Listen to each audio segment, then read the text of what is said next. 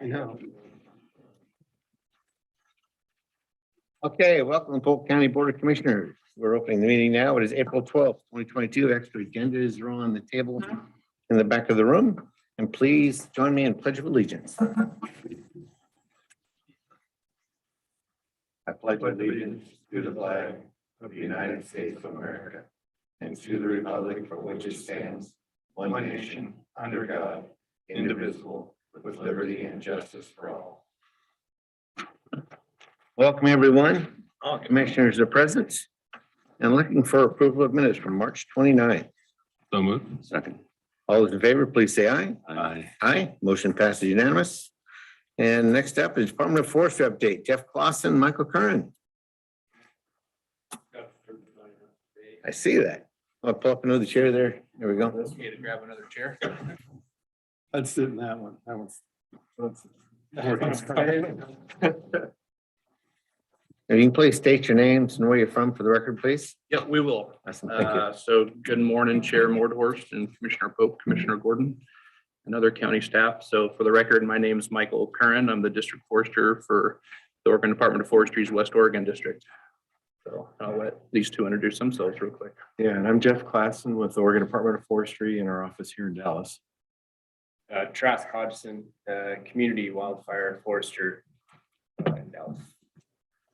All right, so yeah, we're here to give our annual update for you guys this year and then answer any pertinent questions that you guys have in regards to the business we conduct. So we've got some statewide updates, and I think I'll save that for the last part of it so we can go through kind of district updates first, and then if we've got time, we can cover the statewide business we've got going on. So hopefully you guys were provided the 2-page handout that kind of shows our quick overview of everything we provide as an agency. Also has their current org chart that's attached to it. So kind of starting with our org chart, just like a lot of people, we're running through a lot of turnover, our agency as a whole and our district. And, we've been very fortunate as a district. We've had a lot of staff that have decided to stay with our district for 30+ years, but they've reached that retirement age and they decided to move on. And that kind of started a couple of years ago. And recently hit us again at the beginning or the end of 2021. And then we're also projecting a couple more to be happening over the next year or two.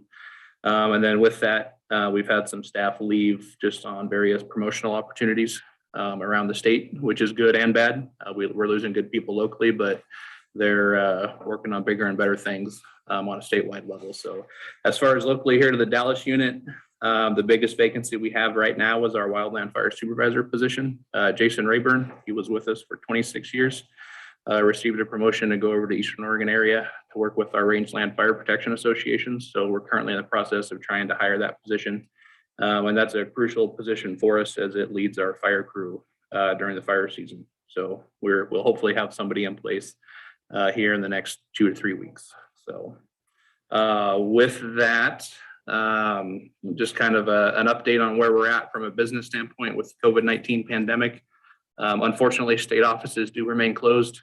We are scheduled to open May 1st, and that'll be about 2 years and 3 months since we've been open to the public. So we're looking forward to opening our doors back up and letting folks back in. But kind of before we get into our various field programs, I do want to give a big thank you to the Polk County Sheriff's Department, in particular, Deputy Chris Knutson, the forest deputy. It's our understanding he recently left and took a position with Oregon State Police.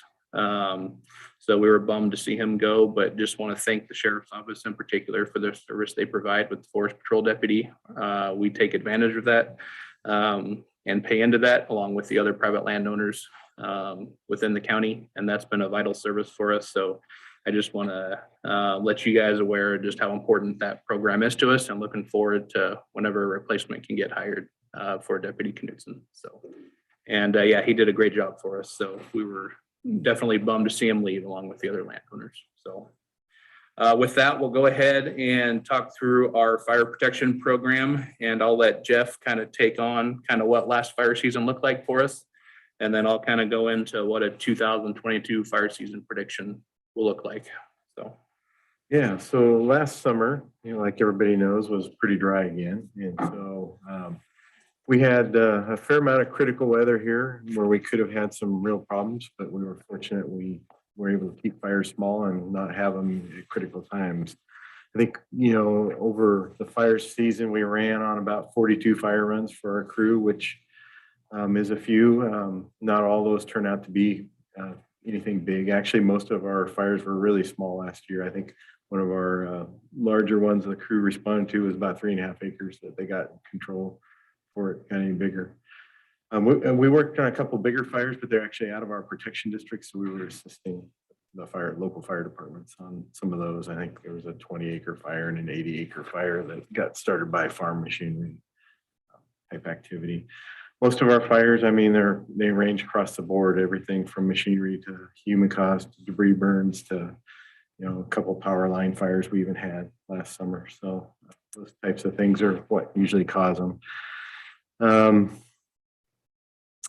Let's see here. When I was talking about the conditions last summer, if you look at the water year, we were another year where we were 7 inches below average for water year. The calendar year, so there's two ways to look at rainfall. October 1 to of every year is when they start the water year over again. And then there's a calendar year that goes January to the end of the year.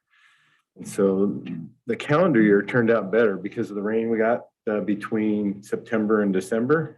We were above average there for some of those months, and we actually ended up about 2 inches above average for the calendar year. So we made a big recovery. Since then, the first part of this year, going into this season coming up, we've been below average all 3 months at this point, although this month looks like we might make it. So anyway, just kind of where we're at. And I think overall we had a pretty successful year last year with our fire season locally here. Yeah, and just for context, in 2020, we went from having our highest acres burned and most expensive fire season to having our lowest acres burned and least expensive fire season in 21. Conditions were definitely there, but thankfully the starts didn't coincide with that. So very thankful for that. So looking ahead to this summer, this is definitely one of those things, ask me in October, right? But a lot of what we track, right, is how much moisture we receive. It doesn't seem like it, but we're actually about 6 inches short on rain this year so far going into the summer. But in reality, May and June really dictate what fire season will be like for us. If we have a wet May and June, more than likely we're not going to have as severe a fire season. If it's a dry May and June, more than likely conditions are going to be there to where we could have a pretty severe fire season. So May and June are what I track very closely. Obviously the tracking year round will tell the whole story, but ultimately May and June will dictate what type of fire season we will have. And right now they're predicting it to be drier and warmer for May and June so far. So the current storm we're experiencing right now will definitely help in bringing those rainfall totals back up. So looking forward to see how much rain we can actually get once we get through this current storm. So, and then on a statewide effort, most of the potential is going to be on the east slopes of the Cascades again, Central Oregon, Klamath Falls, Lakeview area. And as you guys are probably aware, that's where all the activity happened last year, in particular with the Bootleg fire that burned over 400,000 acres.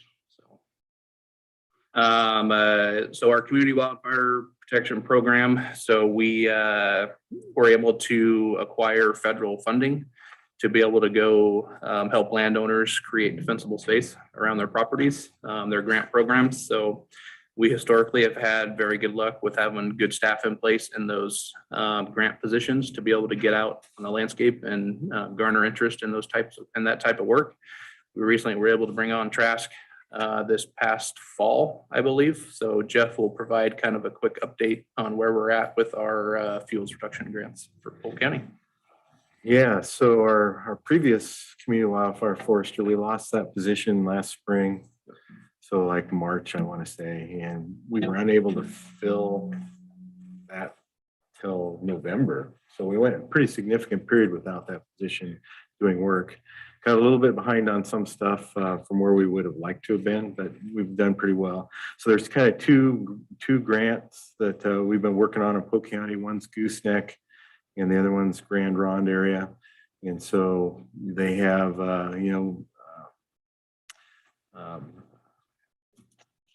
we have oh, I don't know what we have. We have in the gooseneck grant there's roughly 66 acres completed. We got 94 acres were approved. The Grand Ron grant, we have 40 acres approved and 35 acres completed at this point. So somewhere around $70,000 committed for those projects so far. Those grants do expire the gooseneck at the end of this year, and then the other one expires next spring in March. So we got a little bit of time to work on getting that completed now that we got Trask on board. Hopefully we'll get our numbers looking really good by the end of it. We've been pretty successful spending our funds as we've gotten grants into the district, but we also have another grant coming potentially in the Liberty Road area. It's one that we'll know more here in the future, but sounds like we're gonna be successful there. So we're always a little hesitant until we actually see the money come in. So with those, and then Senate Bill 762 work added some workload onto Trask. A very short turnaround. Once we hear about it, we got a very short time frame to try to implement that. And fortunately, I think we had a couple landowners qualify for that, and I think there was about $160,000 they were able to tap into for those couple projects and about 154 acres. So we were happy we were able to get that much in such a. I think we had a 2-week time frame to try to punch something together. Yeah, not a lot of time to try to make that happen. So we were successful there. It looks like. And can we get in questions? Yeah, and then we'll just one last thing with our protection program. So if you guys remember our forest line classification committee that we have, it is a county committee, right? That ultimately decides who will be receiving fire protection from ODF. And that's an ongoing committee that we keep in place every year. And we were required by OAR to, once that's completed, to make sure it gets updated every 5 years. And we just completed our 5-year update at the end of 2021. So we're good for another 5 years, but that committee will still meet every year and just talk through if there's any land use changes, new developments, to see if we need to change any from anybody that needs added to our fire protection role or anybody that needs to be taken off the fire protection role. So, and is there anything from a member standpoint that we need to? Currently, our members are good through 22. So our committee chair, Terry Lammers, will expire at the end of this year. So he's good for one more year here. So next year when we come to the meeting, we'll be asking about re-upping him or whoever you guys want in that position. So Terry's been with the committee since 2007 when we first established it. So it's been there for a long time. A lot of history. So yeah, next year we'll be working with you on a potential replacement, or if he's interested in staying on and seeing if you guys are good with keeping him in place. All right. I guess any questions on the fire side of things before I move on to state forests? Yes. So I don't expect you to have this, but I'm hoping that you can update us on what's the budget, two categories. What's the budget for suppression, both for Western Oregon and statewide? And what is the 5-year trend in that budget? And then the same on prevention. So if you could, I don't expect you to have it with you. If you do, awesome. Yeah, so I can talk about our district budget statewide. That I'd have to look into that one and get back to you. But our district budget is around 3.25 million a fiscal year. And That's the prevention, I'm sorry. Well, so that's our total fire protection budget for West Oregon District. Our prevention budget is, I'd probably have to get back to you on the exact numbers because some of it's tied to grants and some of it's tied to what we actually budget for. So I'd have to get those two totals to get you a good number for you. But we do budget money every year, and part of that's tied into personnel directly with our fire crews, just doing fire prevention patrols during the summer and things like that. So we don't necessarily have a defined prevention column that we budget X amount for, because a lot of it's just tied to personnel and then getting supplies, signage, things like that we need to do. And do those patrol operations determine which properties should be prioritized, or do property owners submit interest to participate? No, it's typically just our folks are out patrolling, Okay. just making sure folks are following our public use restrictions that are in place. Gotcha. And doing what they need to do from that standpoint. So, and then I'd have to get back to you on the statewide number. We're actually right in the process of our fire protection budget statewide, so I'd have to get back to you on that one. So I'm really not as interested in knowing, the big numbers in a Yeah. big category. I'm more interested in the trend line. Yep. Of funding and where's it come from and what categories it's spent from. So I'm guessing that budget is fire defense fund, right? Yeah.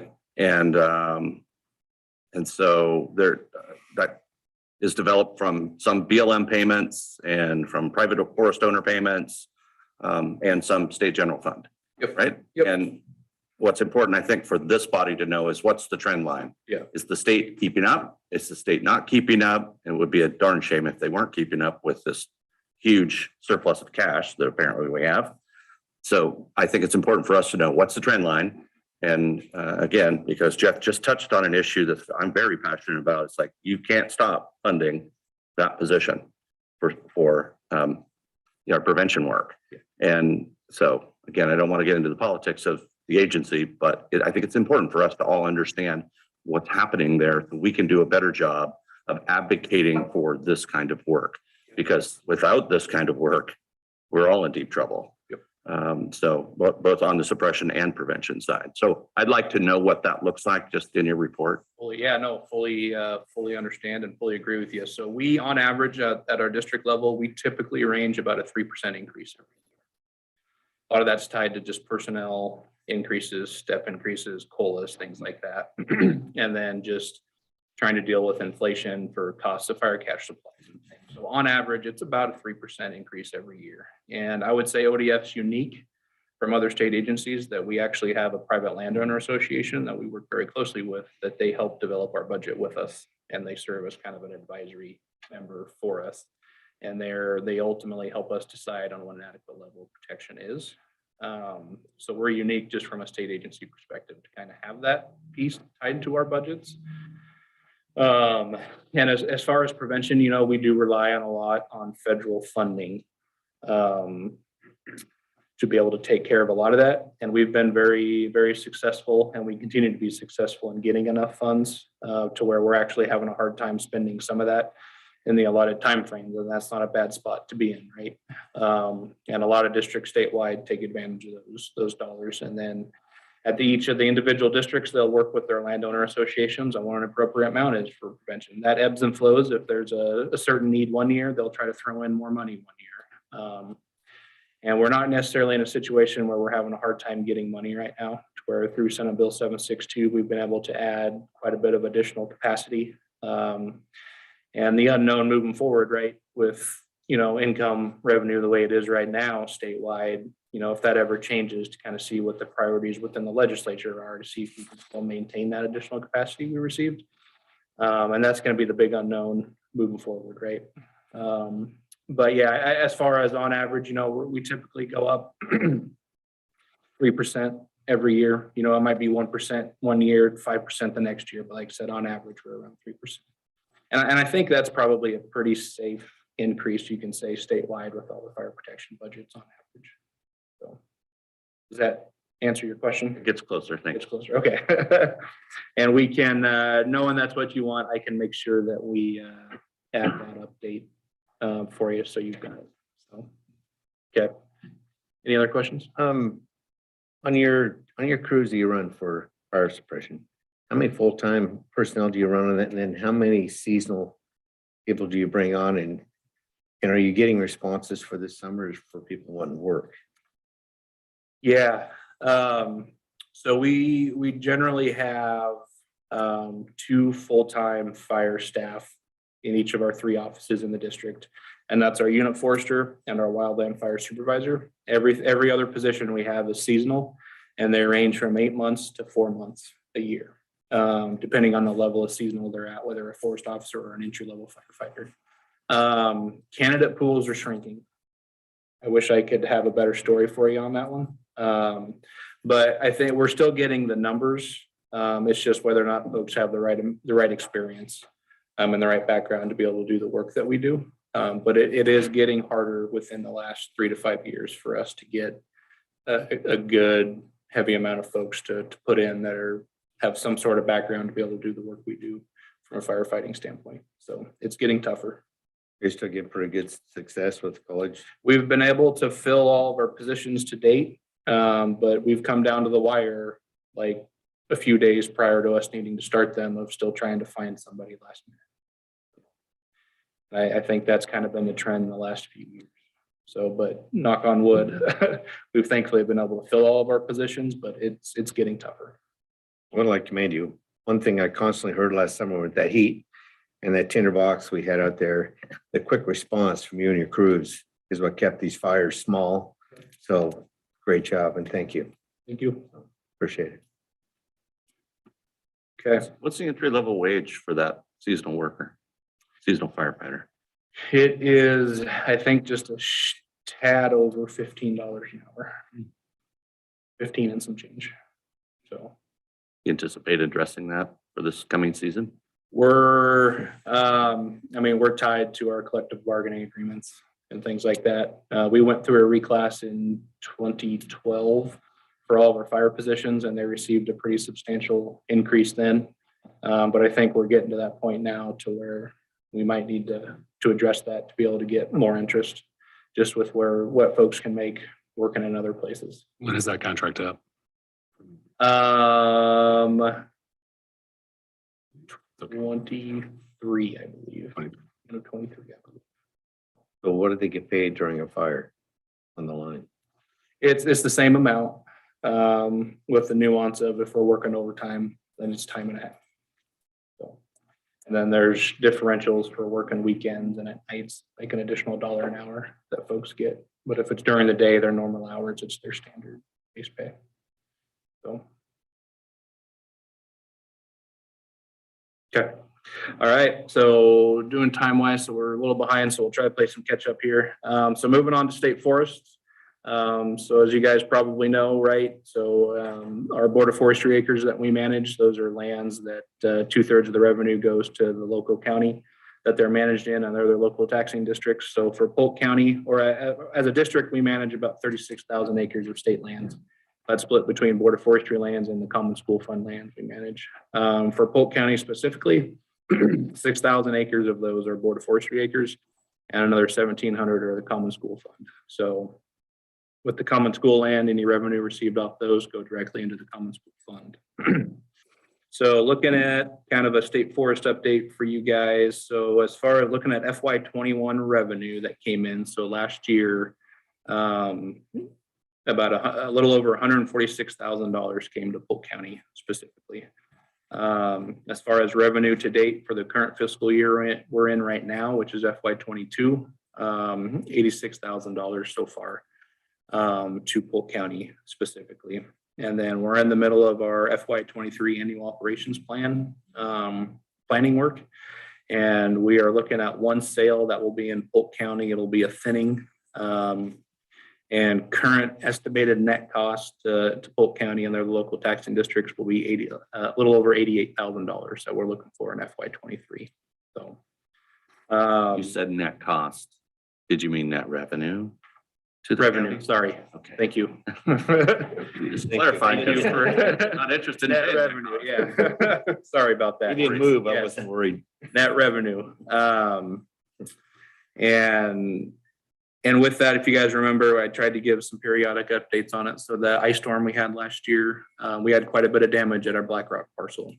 So with that, we did a post-storm safety cleanup sale that we weren't planning on, but due to the storm, we were able to bring in a little over $145,000 in net revenue to the county from that sale alone. And what that did was get us to be able to be in a good spot to be able to open up some of those trail systems back up to the users and actually do some much needed road maintenance that we've been needing to do up there that we finally had some money for, which will set us up into the future pretty well. So I was glad we were able to get that done and go from there. So, and kind of another Black Rock update, I provided an email update to you guys last week, I think, but we have been working for the last 2.5 years on acquiring 24 acres from Warehouser that abuts our Black Rock parcel. We historically have had some use conflicts between the mountain bike community and Camp Tepewingo, with the bikers having to ride through the camp to get up to the trail system. And with this, we'll be able to put in a new parking lot, a new trailhead to where the bikers can avoid the camp altogether, which will be good. And I think it'll be a better setup for the mountain bike community in general. So really looking forward to that project. Planning work is underway. And I'm hoping in 2 or 3 years, we'll be able to get something started out there. A lot of it's just going to come down to the funding and where we can get it from. And Commissioner Pope, I know we've spoke about it, so we'll probably start engaging with you again on any avenues you think you can have from various folks you're working with too. So As soon as you're done with the planning element and I say giddy up, Yep. I'm ready to go through the network to get the money that you need. So perfect. Okay, well, we we'll just have to get through the planning. you'll be phase. hearing from us. So that was kind of a quick update on state forests. But I would say one of the retirements we're going to be working through is Evelyn Hukari. She's been a 30-year employee on our district. She leads our state forest unit right now. She'll be retiring at the end of September. So we'll have a new state forest manager coming in next fall sometime. Any questions state forest wise? Nope. So for Polk County, how many in the last 2 years, no bid or protest sales have we had? None. We've had, I think 2 of them, we just had 1 bid. But we were still able to get a bid, at least a little over the minimum. So, Thank you. and that's actually been for our district as a whole, not just Polk County. We've actually been able to get enough bidders, which is good. All right, and then just a quick private forest update, which is actually now called the Forest Resources Division. We don't have a private forest program anymore. What the Forest Resources Division is responsible for the administration of the Oregon Forest Practices Act. So with that, we have stewardship foresters on our district that help implement that. So as a whole, I would say the log market has stayed pretty steady the past year. It's gone up and down a little bit, but it's been fairly steady. And remaining fairly consistently high. And then we've been able to see that just through the notifications that we receive for landowners that want to do any harvesting. If you guys recall the 2020 Labor Day event, all the fires in the Cascades, we have quite a bit of landowners that have lands in both the Coast Range and the Cascade Range. And with all the salvage work that was going on in the Cascade Range, a lot of our landowners shifted all their priorities and work to the Cascades, to where we noticed our work dropped down a little bit locally. But starting about summer of last year, we started noticing a lot of those landowners are coming back and they're picking back up where they left off. So activity is definitely picking up again from a forestry standpoint in Polk County, which is good, obviously. So, and then Jeff can cover kind of the NOAPs and then some of the ice storm damage that we've been working through. Yeah, so Michael mentioned that the activity did pick up, and I think we had about 654 NOAPs, notification of operation is what a NOAP is, compared to about 580 the year before. So picked up a little bit, and we kind of expect that to stay about there, or maybe keep climbing a little bit. Hard to know exactly what it'll do, but and then another thing, we had that ice storm damage in 21.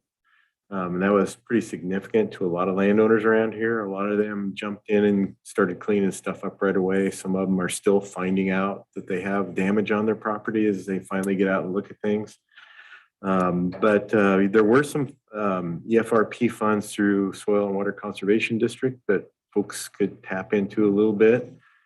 It wasn't advertised a very lot. It was another one of those things that happened at a really tight time frame to qualify folks, but there were 3 projects for Polk County there, and I think about 121 acres, and is what they were able to sign up for that. And so those are undergoing. 2 of the projects should be done by the end of the year, and not sure how the 3rd project is timing wise is going to play out there. But I think those 2 projects alone that are currently active they have the intention to plant about 29,000 trees back into their area, where they've basically had to clean up everything because everything was broke. So anyway, pretty substantial damage. And a lot of folks have done some work to try to, minimize the losses there and try to get things productive again. Yeah, and these federal programs are actually very important programs for especially smaller landowners that you've got a stand that's not quite at marketable age yet. And if you can't get any money from it from cleaning it up, it's tough to be able to have that cash flow to be able to invest into it, to get it off the landscape and then replant from new. And a lot of these programs help provide funding for those landowners. So it's a lot of work to get these implemented. And unfortunately, sometimes it's very short timeframes that we're given, we've got to work with, but we try our best to be able to get the word out there for the landowners. And I think we've been successful so far in being able to implement those programs locally. And I just want to be mindful of time. I think we were given 30 minutes. We're sitting at 31 right now. You're fine. Okay.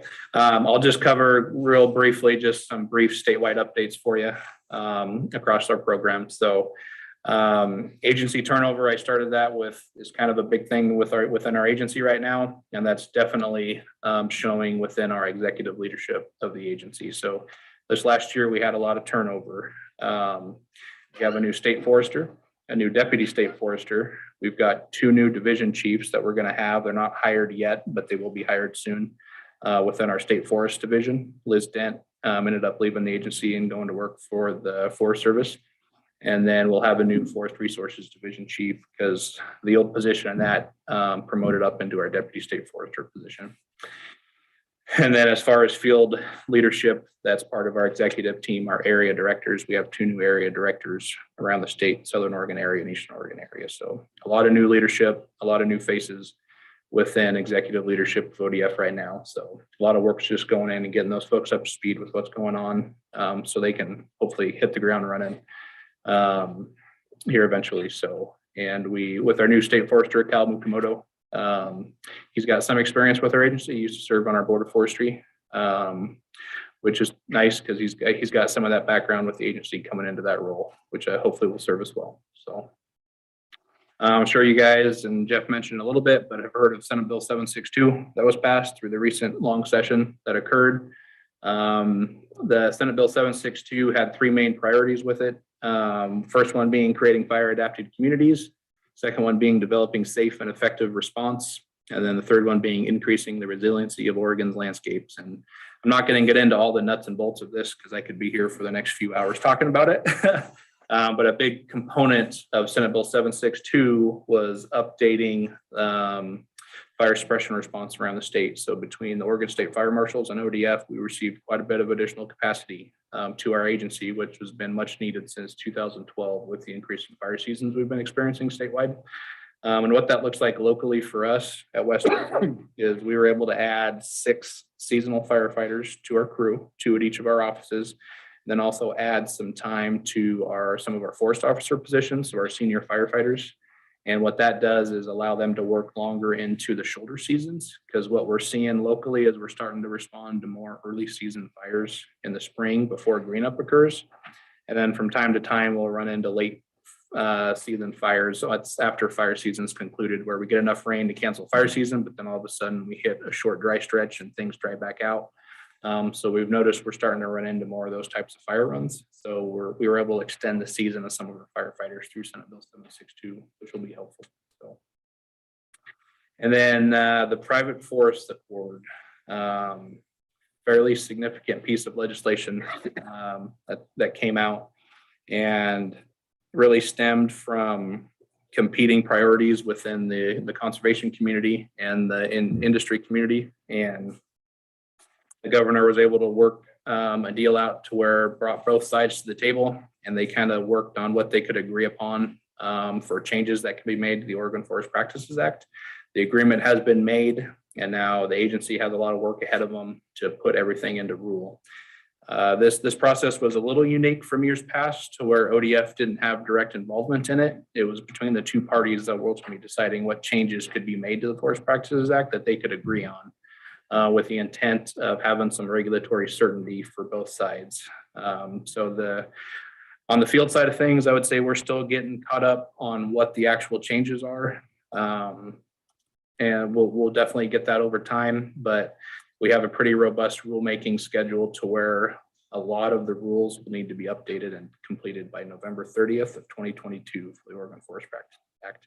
And then there's other components that will get stretched out into 2023 and 2024 and go from there. So again, a lot tied to that. Again, I could be here for a few hours talking about it, but just something that's out there to be aware of, that there'll be some pretty substantial changes to the Oregon Forest Practices Act coming up over the next 1 to 3 years.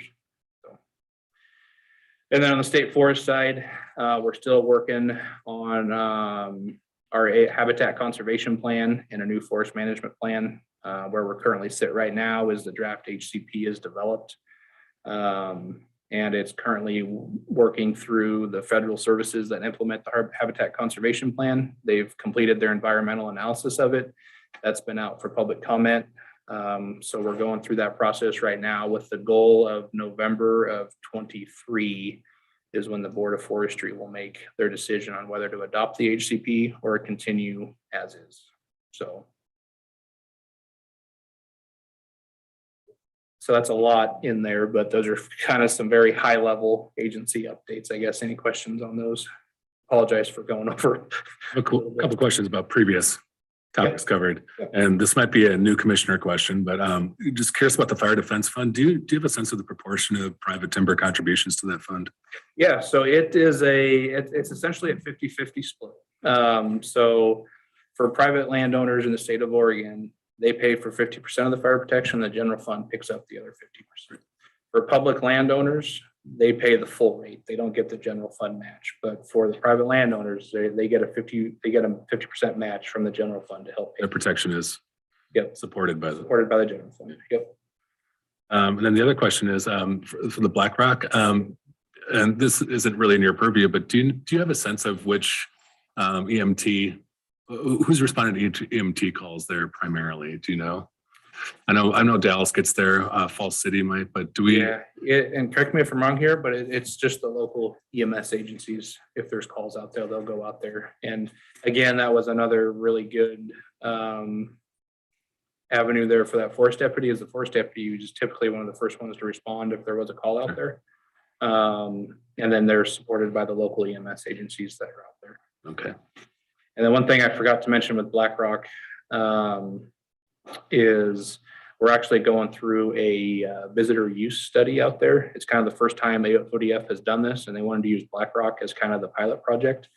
And we're just trying to get use data on just how many people are truly going out there. And then there's also some economic data tied to it. Some questions are being asked of the users of, are they staying overnight when they come to BlackRock? Are they spending money in Polk County specifically? And it goes into some of that. So hopefully we can provide some economic data from this study as far as users of BlackRock. That'd be great if you could share that with me. Yeah, and our plan is to, but hey, I believe we're scheduled to, it's scheduled to conclude in the fall. We wanted to get 1 full year of data to kind of see what it looks like. But yeah, we'll definitely on the end of it, we'll get that information to you once we have it. So and I can even look into You have students doing that right now. Yep. So we're working with the University of Washington. I filled it out. Oh, you did? Okay. Nice little Perfect. system. Yeah. So it's apparently the university up there has done this in other places, and ODF wanted to try it. So we decided to implement BlackRock and see how it works out for us. And I can, if I'm able to, and can glean some data before it ends, I can try to get some periodic updates to you as far as what we're seeing so far. So, okay. Any other questions? Again, my apologies for going over. All good. Oh, Thank you very much. Important topic. Yeah. Okay. Well, thank you guys for the time. We appreciate it. And as always, don't hesitate to reach out to us if you have any questions. Contact info is in the handout we gave you. And yeah, let us know if there's anything we can do. Thank you. Thanks, guys.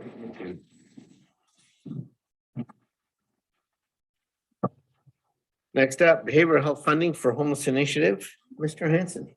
Yes, just a quick update. As you remember, late Thursday, March 31st, we received notification from the state that behavioral health was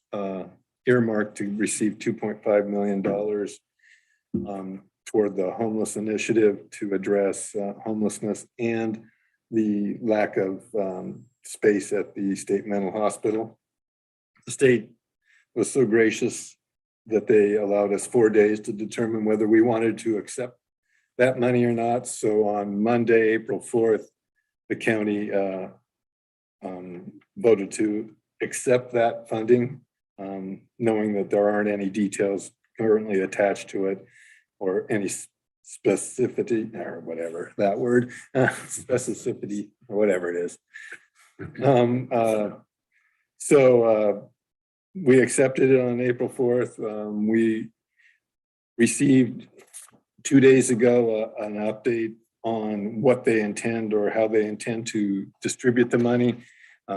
They are going to use a non-competitive RFA, which is basically a one-page sheet on how you intend to use the money. As we discussed last Monday, April 4th, we currently received a pilot funding source from the state. 4123, I think, was the House bill. We were one of 8 counties to receive that funding. It is $1 million allocation to the county to address homelessness. And they have a set of criteria that they're going to follow. The idea was we will let that pilot committee determine the areas that we want to address and how we can address it, and then use this money for funding any of those projects and or policies that they come up with. And that's the goal. My guess is we will send that off to the state. The state will accept it. We will hold this money in reserve until we get that project done, and then utilize those funds for wherever we can. And if we don't utilize all those funds, we would then return it to the state. So that's the plan. We had short notice. We weren't able to have it on a regular Tuesday or Wednesday agenda, partly because of the time frame we were given, and also we had budget hearings last week. So just putting it more formally on the record of the actions that we did on April 4th last week. Well, someone who testified in favor of 4123. One of the appeals to our county and others was that we could be responsive to local needs and determine how these funds are employed and to construct a strategic plan according to those local needs. So hopefully that this new funding is equally unrestricted. That's my hope. Yes, like I said, we don't have complete details on this funding. We said our willingness to accept the money, but depending on what litany of requirements we have, we'll determine that later down the road. Yeah, I appreciate updates as we get those restrictions. I'm sure we'll get them, but Yeah, they believe the RFA will be, they'll have to determine what needs to go in the RFA by the end of April. They do believe that this money will come in a lump sum form, so we will probably get it sometime this fiscal year. I will put it in a dedicated fund along with the 4123 money, and we'll make sure we don't commingle that money with regular behavioral health money or that, and we'll draw down as appropriate. And I'm sure both will have reporting requirements, 4123 and this allocation of money. So we'll make sure to meet those requirements if we do indeed fully accept the money or not. any other comments? We still don't know which state agency will be, we're seeing this OHA or OHCS or I believe on this Probably 2.5 OHA. OHA. Yeah, that's a good bet. And good to know. Helpful. Okay. Department head update, District Attorney Aaron Felton. Mr. Chairman, Good morning, sir. sorry I did not get bullet points to you. Ms. Pineda asked for that, but as you know, in my presentation, you can probably still smell the paint drying on it. So, but I did want to, I invited some folks in my office who've just begun. I wanted to introduce you to them. And I was going to ask if they could be excused after that so they can get back to work. But I know that commissioners like to know who the new faces in the building are. And so I thought it'd be a great opportunity. And so first of all, Carrie Jackson, no particular order, Carrie Jackson is just starting in our discovery evidence unit. And that's as any commissioner would know, a real source of pride that the commission has always supported and funded us in particular. And it's something that really is the nerve center in our office. So Carrie has a lot to learn, and we've no doubt she will do great in helping out. And we've been down in position there for a little bit, so they're grateful to have her. And then next to her is Mackenzie Girth, who's just started in our discovery. I'm sorry, our Victims Advocacy Division, and it's always, is it North or South Dakota? South Dakota she's joined us in, and I recall that during her interview, she said she was interested in coming to Oregon because it was warmer. So welcome to— Surprise! Yeah, welcome to balmy. Can you believe people complaining about this weather? I know, I'm like, it's a blizzard in South Dakota right now, so Yeah. at least I'm not there. Yeah, you can get a tan in this. Right, right. Right? So Mackenzie has a strong background in victims advocacy there, and so she was a real great hire for us to come out here, and I know she'll be a strong asset to that division. And finally, Shannon Clausen is going to ultimately be a new deputy district attorney. She's a third year at Willamette, soon to graduate, and upon graduation, then successful completion of the bar exam, she will join us September-ish roughly as a deputy district attorney 1 doing misdemeanors for us. And so of course, we're all very excited about that. And so thank you, and let you all get back to work now. Thank you. Great to meet you. Welcome. Great to meet all three of you. Welcome to Polk County. Thank you. So I have a few points I'd want to bring you up to date on. As many of you are aware, we will have starting on Monday a new judge across the street in C4, a new referee. We just call Tim Park, who was for many years a defense attorney here in Polk County. But before that, a member of the DA's office. And when I left for my first walkabout before coming back here, Tim was promoted up into my position in the office. So then Tim left to go over to our primary public defense office. And then he was recently hired by the trial court administrator to be the referee across the street. And so he'll start on Monday. And just in terms of scheduling, I've learned as of yesterday that because, as you can imagine, that may create some conflict of interest. And so how the court is trying to deal with that is that all of the cases from his firm, from the formerly Vidrio Park and Jarvis firm, will be handled on Friday. So we'll see how that works. Of course, we're always willing to do whatever we can to support the courts and moving their work through. And Friday was chosen because that'll allow for the rest of the days of the week for trials and other types of court proceedings. So everything will be shifted to Friday on those matters. So we're calling it VPJ Fridays. So for the time being. Also, just on tailing that, some of you are aware, we're having some changes in my office starting next month. Ms. Egan, my chief deputy, is stepping away from those duties and going down to a part-time position and taking on special projects, some significant litigation in my office and other assorted matters. Mr. Wilson, who is a senior level deputy district attorney in my office, is going to be promoted up into the chief deputy position. And so he has been with us. He was hired when the first levy passed. I'm losing track of how many years that's been. 8 years. And so I'm pleased to be able to promote him into that position. And I just wanted to finish up by talking about something which I have brought to your attention before. It's certainly been reported in our local paper, the itemized and other local papers. It is sort of the dearth of prosecutors around the state, a challenge that we're having in filling open positions. I certainly am lucky to have been able to fill one of our open deputy DA positions by introducing you to Ms. Clausen here. But it kind of aligns with maybe what you've read about what's been publicized as the crisis in public defense services. I'd tell you the aligns is what I call is a crisis in public safety in terms of prosecution, law enforcement, and public defense services. The Chief Justice has issued a letter saying that she's going to begin having meetings around the state, even a summit proposed between herself, legislative leaders, and the governor to address it.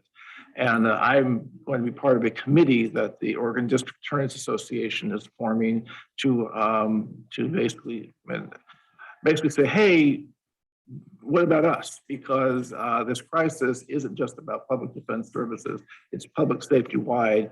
And you can't just frame it only in a crisis in public defense services. In order to effectively do public safety, do effective litigation, you have to have both sides involved, because for a lot of different reasons, both sides are right now in a time of challenge. I don't like to use the word crisis because that implies panic. There's no panic going on. There's challenge for different reasons on both sides of the aisle, so to speak. And we need to address it effectively to do good public safety. And so I feel really committed to that, because a lot of the ideas that are being floated about really can't be accomplished if you don't have the personnel to do the most basic work that both good defense lawyers and good prosecutors need to do to achieve good public safety results. And You move on. sorry? Before you move on, I'm about ready to finish because and to finish it up, it's not only locally in smaller jurisdictions has been reported, it's been obviously been reported all the way up into the largest jurisdictions in our state, and I found it remarkable. It's also happening nationally. The New York Times had a similar report about it's happening in the Bronx and Manhattan DA's office, and the Washington Post had a similar article as well. So it's not just here in Polk County and what's been reported in the EO. So I'm done with that. And I'm done with my presentation, so I'm not moving on. sorry to interrupt. No, you didn't, sir. It's a conversation as always. I don't want us to leave. Again, I've read that information Mhm. and a number of other articles as well, because I do track this, Mhm. and I'm clearly a budget hawk when it comes to some of these things. And I've read recently statements about public defense budget in this state versus what we pay for DAs. And so can you, for the record, give us a sense of what that reality is? What are the real numbers by percentages even? Well, I don't necessarily look at it in terms of specific numbers, because when you start drilling down to specific numbers, you get comparables where you have compare, say, what a deputy district attorney is paid in Multnomah County versus what a public defender may be paid in Multnomah County. And you have different systems about how public defenders are hired and paid in Multnomah County versus Marion County, which is a different system than we have in Polk County. So when you make broad statements about how public defenders are paid so much less than prosecutors, you really have to say, well, where are you talking about? Are you talking about Multnomah County? Are you talking about Polk County? Are you talking about Lake County? And so I sort of answer the question by saying, I'm very, very confident that because I've heard this anecdotally from folks I've talked about in Polk County, really a public defender, the way the system is set up in Polk County, really is not interested in the wage scale that we're paying deputy DAs in Polk County. Although I will tell you, since this situation in terms of recruitment and retention has happened, this commission has been very interested in becoming competitive in terms of salaries, in terms of how can we be creative in terms of recruitment and retention. So I never want to have this conversation without putting that there. But I will say in this writ large conversation that we're having, you can't compare one county to another in this conversation. And you cannot compare any of this to the Department of Justice. It's a whole different ballgame. Just the way it's the same conversation about having conversations about how much you're paying police officers in the city of Dallas versus sheriff's deputies here in Polk County versus the Oregon State Police. We even now have phenomena in which my profession, in which we are trying to recruit people on local DA's offices, in which I've got a couple of county DA's offices now offering $10,000 hiring bonuses. to attract people into their offices. And these are rural counties. This is Crook County, this is Umatilla County. So the ball game is the same. So I would say the ball game has changed. I'm sorry. So when you ask the question about real numbers, you have to say, well, what are you comparing it to? So I would say that the question that's being raised by OPDS and saying there's this crisis in funding, first of all, much of the crisis in funding, as you've seen in these articles, there's also a crisis in administration that I think the legislature is questioning as well, is how has the money been spent recently? And has it been effectively spent by the administration of OPDS? And I don't think there is a similar crisis in the administration at the county level, at any county. There's no criticism of the budgeting and the management of funding at the county level in terms of that. So you don't have that same piece, but you do have the question of, are we competitively funding DA's offices in terms of retention? So it's really apples and oranges. So let's specifically talk about what conditions are we talking about. I have a question. What is kind of universal is the pain of law school student loan payments. Mhm. And the public service loan forgiveness program at the federal level is pretty useless. Have there been any talks at your commission level on a state program to at least partially forgive some student loans for folks working in defense or prosecution? There is a public, I mean, the Oregon State Bar has a program. And I know that there has been, in terms of the public service payback, it's effective to different degrees. And I have not heard the feedback. I know that at least one person in my office is working through that. I don't know about the national or the local. And they're very conscious of making sure it's being done right. So there's ongoing conversation, and there are those programs. But you're right. More aggressive in that area to incentivize people to work in the public sector. I mean, Yeah. But that's a real barrier for some people is can I work at a salary that will be effective in paying off my loans? And law school is incredible. costs have gone up. I mean, inflation is not new for No. people who are in higher education. No. And And I do appreciate steps this county is taking in terms of being aware of that in terms of salaries. And that is a sea change from when I started this work. And I do want to commend this commission in being aware of that and being willing to move on that with the times. So now Pope's question really piqued my interest. Mhm. So what is the difference in wages between a prosecuting versus defense attorney in Polk County at today's rates? I can't put a number on that because I don't know what precisely a defense lawyer for a public defender is going to make. I can't compare because one of the beautiful things in some ways is that our salaries are all public. You just go online and find out what I earn and what any member of my office earns. I can't do that with a member of a private law firm. But I can say the difference is a member of a private law firm can be paid to do this work and can also get other work on the side. They can do divorces, they can do PI work as well. My people can't do that. And I think it's a good thing. For all the right reasons, that's a very good thing. But you can earn additional income up and beyond that. And they do. And often when we're trying to recruit people over here who may like the idea of doing this work, say, I just can't take the pay cut. And same thing the judges suffer with. So that's a reality of it. And I tell you, this county pays a lot more than some counties. So I don't want to sound like I'm complaining too much. There it is. And I've got I have a bunch of articles of which offline I can show you. But I keep track of that too. So from other county, the things I've referred to. So as always, I thank you for your time, and I'm always available offline to talk to any commissioner about these various issues. So congrats on new hires. I'm so happy. So, all right. Thank you. Thank you. Discussion about Polk County becoming a designated Purple Hearts County. Do you mind if I take one quick break? Sure. Thank Let's you. take a recess for just a moment. Thank you. I appreciate it.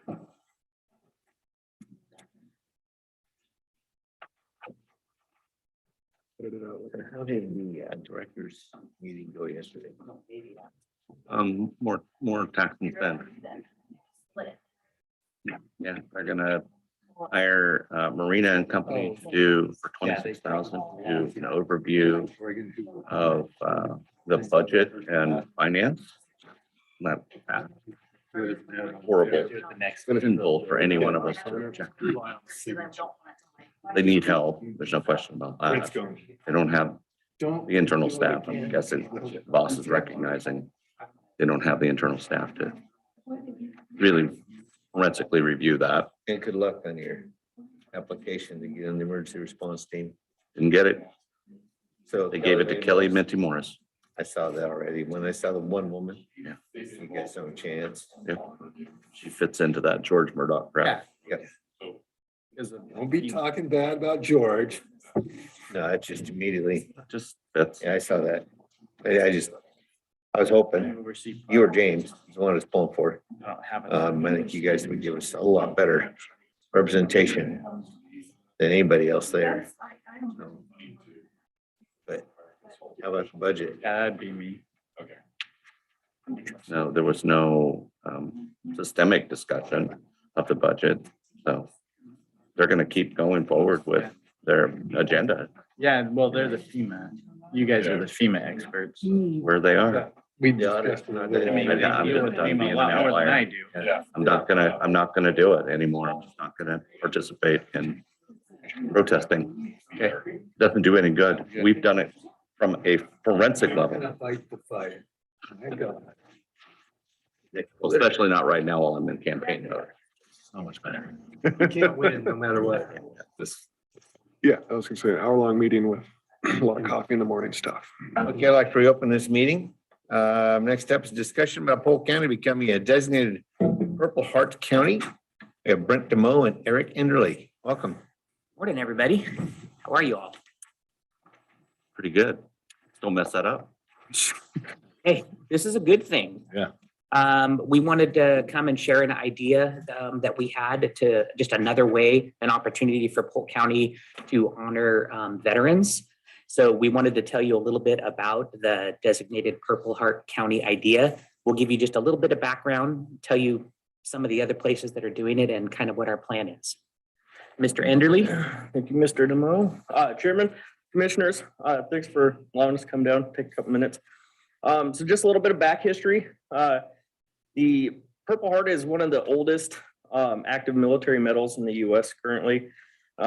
Originally awarded as a badge of military merit by George Washington in 1782. In 1932, the same year, the Military Order of the Purple Heart was formed, which is a congressionally chartered service organization. It was reinstituted by General MacArthur. It's the organization itself is the only veteran service organization comprised solely of quote combat vets. And the purpose of the designation is to honor and remember those killed and wounded in combat. So in Oregon, currently, there's 21 cities that have the designation, including Salem. And to our understanding, there's 2 counties, Jackson and Grant County, are designated as Purple Heart counties. The big pieces are, like I said, just to acknowledge and remember those served and killed, and just a way to, kind of keep it in the forefront of people's memories. The organization, the Military Order of the Purple Heart, has departments at the state level. So we contacted the Oregon department and they would love the opportunity to come down, present the designation. There are signs that we can then, you guys want to pass it around? We can see. Okay. So there's signs that can be posted on the roadside, et cetera, just to acknowledge the designation. And it's similar to when we had the declaration a couple weeks back for child abuse, similar format, a proclamations made by the board and then acknowledged by the organization. Our idea to do this is a little bit bigger. maybe a little bit more grandiose than what other places have done. Although we would love for Polk County to consider designating as Board of Commissioners our county to be a Purple Heart County. We would also like this to be done at a Tuesday at a public hearing. We've tentatively had them hold Tuesday, April 26th as a possibility for that. And with everything looking so nice out in the courtyard area, we would love to plan something where we move out there. And if you guys said yes to this, Eric and I already have some plans in motion to really just make it a great day, having a lot of veterans there, possibly finding a way to honor Purple Heart recipients within our own county, and maybe the board even passing out some certificates for that. It's just a great thing. We were both surprised that only 2 counties in Oregon have ever done this, because it's not really a cost to the county. They provide a template for the road signs, and they give us a couple. I would like us to go above and beyond and have 6 or 8 of these on Polk County roads somewhere. And we have some funding in our veteran fund that we can help pay for that if there's a cost, if Todd doesn't have money for that. But wanted to bring the idea to you first and see what you think of it, and then we'll put the rest into motion if you're okay with it. I'm absolutely in favor of doing this. And I too am stunned that only 2 counties have seen this opportunity or made their way through this opportunity. So I thank you both, especially Eric, to you and your service and being a recipient for bringing this forward and making us aware that we could easily acknowledge and be a participant in this process. Thank you.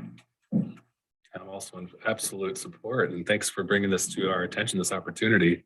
I look forward to seeing these signs on our Polk County, Vulcan and Polk County signs. It's such an honor to just live in a county with so many Purple Heart recipients. And Eric, thank you. I don't know how you find the time to do this kind of thing, given your workload, but I really, really appreciate it. Thank you. And I'm excited to tell you, you have unanimous support on this. Let's get this done, move forward. Great idea. Hollywood. Yeah. Yeah. Will be a movie rights later. Okay. Appreciate it, y'all. Thank you. We'll keep you posted for sure with the plan. Thank you.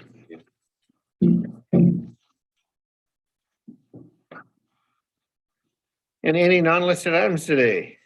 Yes, Mr. Chair, I have one. Brent brought me some funding drawdown requests. This is from the 2 grants that we received from Business Oregon. One for the child care assistance and the other was for the food distribution grant.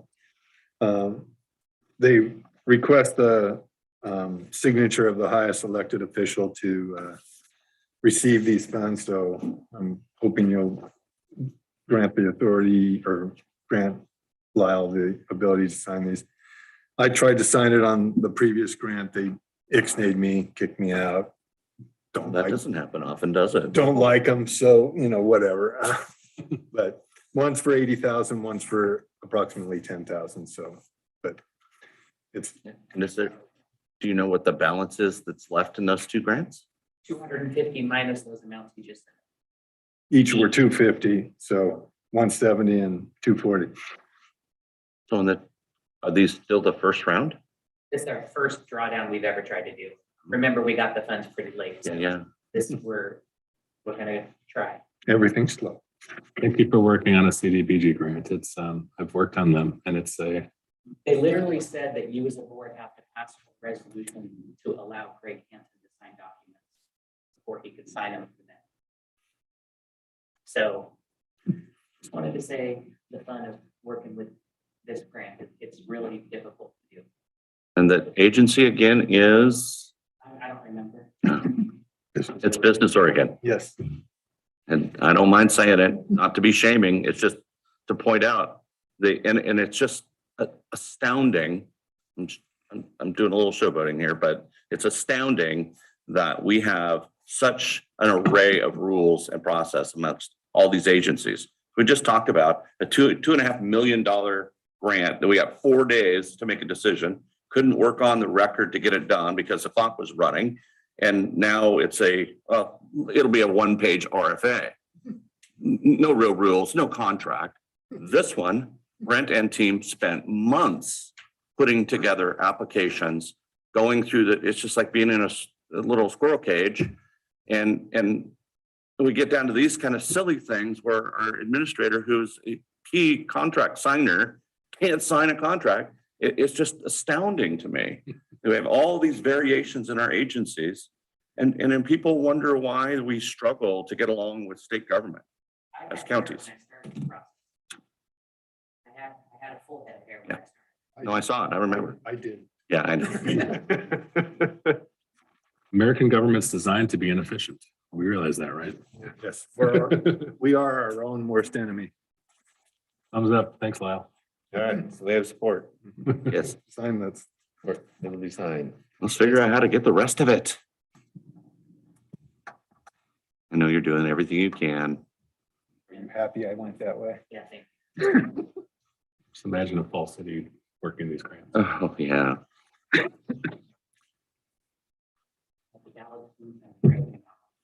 Want this type, go ahead to print. They can get over it. The Dallas Community Bank is working with business learning grant now to apply or to explore applying for CBDG funding for a hospital building. And I have a full staff of people to help me and people like you guys that pass all the resolutions. I can't imagine what a nonprofit would never do that. Rod and Wyden having a town hall. We'll mention it. It's interesting because the elected, they're like, no, we have programs for that. We have funding for that. Well, the devil's in the details, sir. That's not that simple. Rent vouchers. HUD rent vouchers. Yes. Okay, with that, any other non-listed items? We're adjourned. Thank you.